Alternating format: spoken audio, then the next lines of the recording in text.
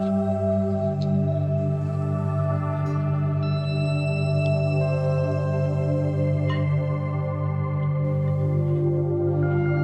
guys, sinjar ta chali mayam sinjar ta phono ko chale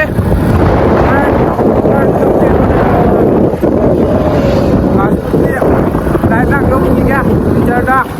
koi ji thore ye lai ga ma tu ka ado sinjar ma pham to yo ga mayam pun na da tang ban ga chana ke mayam adu do ye minase mayam ye lori chamra ba ka yo chalak la गाड़ी में तब स्लोर कर ली बा गाड़ी मैं मधु जी मफम तो मैं आपको के को मैं बस कान दी यौरे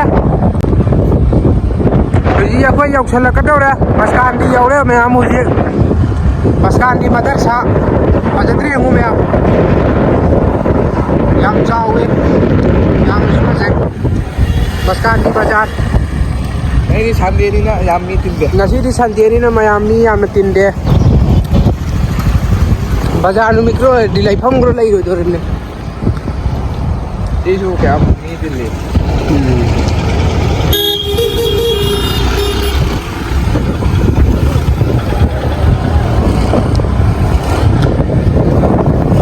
गाड़ी dalam dah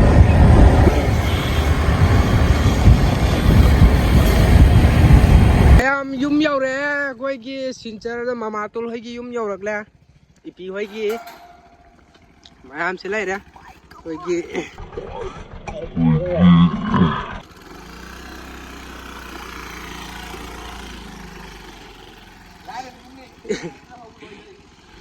yum di sagat li adu yum saba loi di loi khatri mama tol hoy ki yum ni se yum saba loidri mayam ui se lai ra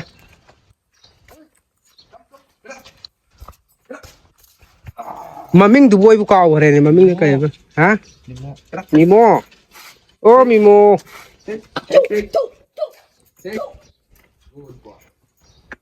fajara mene masa maru gon oidna asi machara machala ta amal chuni Mimo, ada he,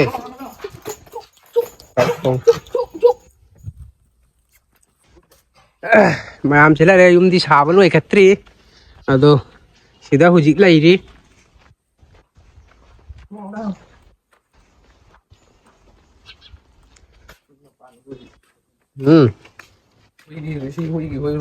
Hoi ne si si hui gi rum ni na tra ing manin tham dra ba thu reng macin thi ni mita si mai mem nat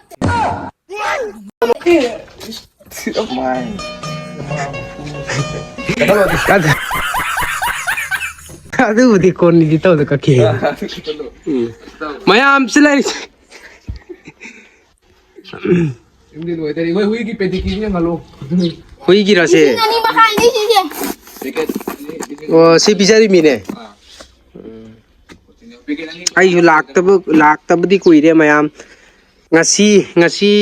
chahi ani gi manung da la chahi ani mu sure lak tab du manung da la ni ai na lai bu da yum se sa ba loy ho di ka mathol ani bu di loy ho re ai lai ba gi da ising lang kap tong kotan torom tai income cái test lang cái tawat kani yung adu yam na kulli oi lai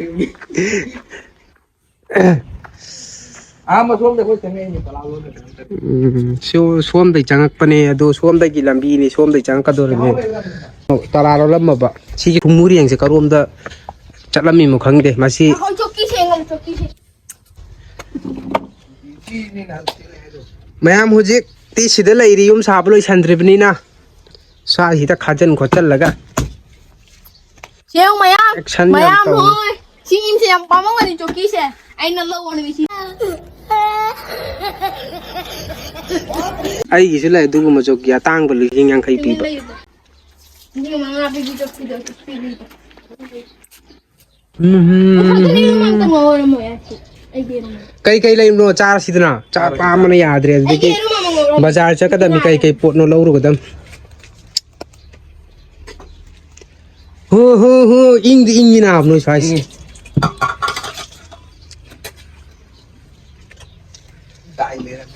दाल के room में चादो मिले चागे चाहो था सिरो ये room नहीं bro इंसांग मही लेत्रा सांग मही लांग लेती है सीधा नहाई सांग गई कई रूम तो कराई ले रूम में महक तने मा चार्जर ने को चागे चाहो था फरे रेडी थुमु रेंग चावरो ये रूम दुन ngौरिबगा नंग न मुरिबगा कइनो ये रूम दुन ngौरिबगा नंग न मुरिबगा चांदे आबा पोतो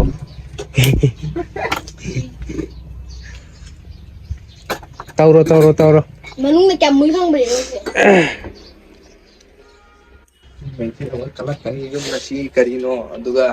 नचा नुपासिंग असीता लाकपनिना पोतो तौरो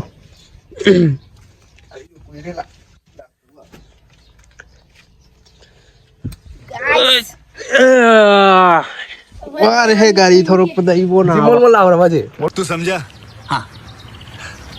नहीं तू समझा नहीं मोल लावी नुंगाई ने मोल लावी ने सेम हरे मेरो सिमोन मोल लावी नुंगाई रे काबो ने वीडियो लारो मैं माई रे सलाई रे हाई ना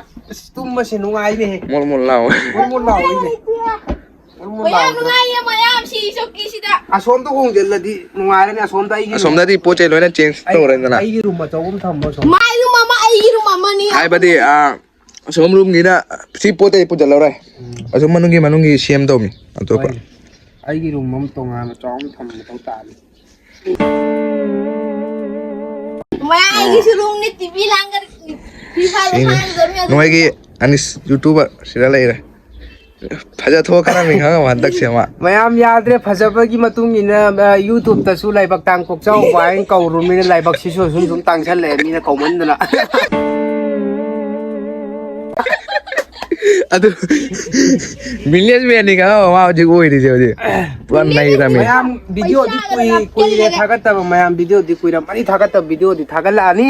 सुक्सोई छोइदना आइगी दुकान मचा मा हांग की तौरी दुकान मचा जे हांग बो होगिबदगी दी वीडियो से चांग हाइना मयाम की दमक थागतचरके मयाम आइगी होटल दुदा आइगी पान शॉप तो मयाम सु लाकपियो हाइबो वाफम मसे थमजरी मयाम सु शॉप तो कोन ओपन होइरगा इंखलागे लोकेशन लांगलो नि यूट्यूब ता थारके तो लोइन एंहलागे आइगी सेम खोट प करी करा होजि लाई मी लाइट लांगलो लाई ने दी लाइट लांग पांसल लो खोचल लगा स्टिकर नपगा फोन फजन एंहन जागे मयाम फजन एंहलागे आइगी दुकान लो लाइक शेयर अदु होय तौबिरो युमदी अदु या होजि मता चात्रे दा होई जे अभी मजा आएगा ना भिड़ो खतंग समथिंग नि हो सोमदा वेरा मतुंग दनी लाख तौरिसे सिनी कोई युमगी ओ याद चा साली कोई बट चा सिना युमदा इमाव ने योलम बनी निना चाहाव ने को इनी में सी लाग दी एंगनो तोना युम सारा मतुंग दे एंगो मोजी की दी खतंग एडजस्ट हो बता रहे अजान चुलाव रहे बंद हो रहे को बाय मैं खोय खोजी सिंचर बाजार चटपगी थोक के तौरी कांबो चलगे को इस चोंखली ने लाइरमुको अमुक थेंगनसी को चलगे को हयें हंचित लाके चलगे नहीं बेग से सोई ना पाई दोरी मीने मनिंग जहां पे यार इधर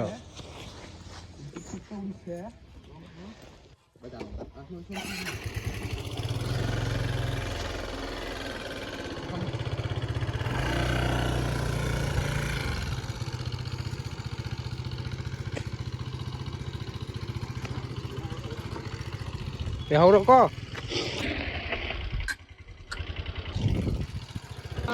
mà em sẽ lấy đấy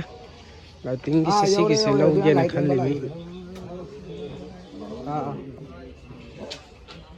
कारण बदी जाए ना भगनी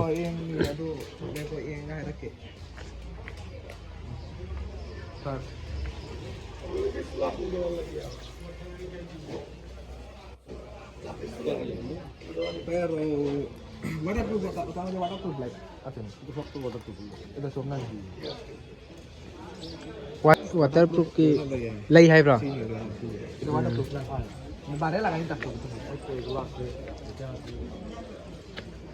double light na ni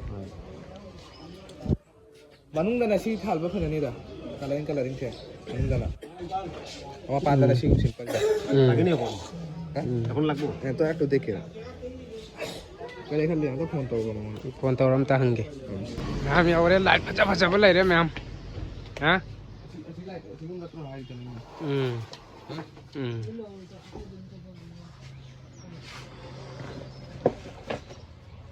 phajai he phaja ba lai re ito mama video call to ra thale ma'am yung phajabri yung ma'am phajaba lai re mathak ki sine koi ceiling mathak ta hap tharak paduni ma'am mawong tabani machu lai re si ki se oin lausal lage ma'am koi ki di ma'am adu mawong ta yeng mo su phajai mai ki light mangan su dum phajabani yung ma'am phajadre yung phajare mamandi phajana tangam mani mathak ki sidi mayam khara hong tak tawba macha amadi lausalle mayam yaura dukan do yaura pansallaga mayam de enghanjarage switch board che mi mayam light fitting tawbagi project sem basabadi hawgachara e adubu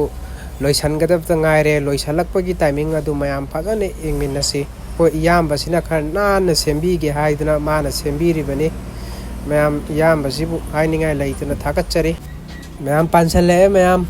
asai khoi na lorok bulb to asilai re afal basini ong tai dum yeng bada so dum phajai makha da bulb macha ma hapado hatre myam hapakani yam asigi thabuk se loisala matung da hapagi yeminasi myam yam basi wasu ware ma so kaltuna ho loina bai no ho najari myam silai re ai gi dukan do sigi macha asida katang piktak tawna phamjabani myam muje ai gi se sticker na pa hanga lagle ong dum ta re se light fitting tawri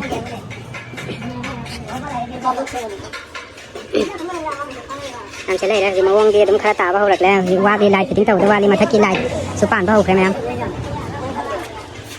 cái này lại tao chỉ xem cái này xem cái apa kador ini sih sih saya aduh itu sangi bahaya betul sudah buka cari berapa tidak tidak buka di pasar ini dah mayam changdana yam phajana sembiri phajana bai no honari phajaba budi dum phajare ne mayam adum horenum dang da gi di dum hora ni ready dum pochai budi lauraga di dum thamme baupra panganta bi mayai laikai mahajita gi khajitang hai tharaga oirom da laibi ramni mayam su khangbi ramagani legend cafe ena mayam su lakpiyo mahau engbiyo horenum dang da gi di dum khara tek haujarage nang sin na pisin si yung si mo ko naman tilaw til hre mo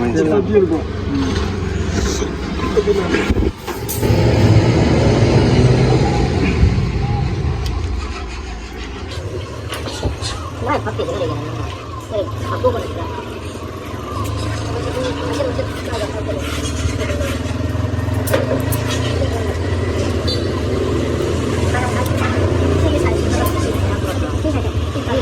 mayam dukan sing asidagi adum haujare mismila sondana tapna pochai khar thamjalaga mayam chabiri customer ma ani laktana mayam asidagi dum haujabani mayam na duwa tawbiyu pochit phan biba aina video asibu yenglaga lakpasing soidran discount tawjagani amasung share subscribe tawbiramu karigumba laaga mafam khangdaba leiragadi number hapsaramge phone tawbiraga hangba yagani like share comment subscribe tawba kawbiganu mayam matang asai sidi loisanjarage mathangi video da amuk thengirasi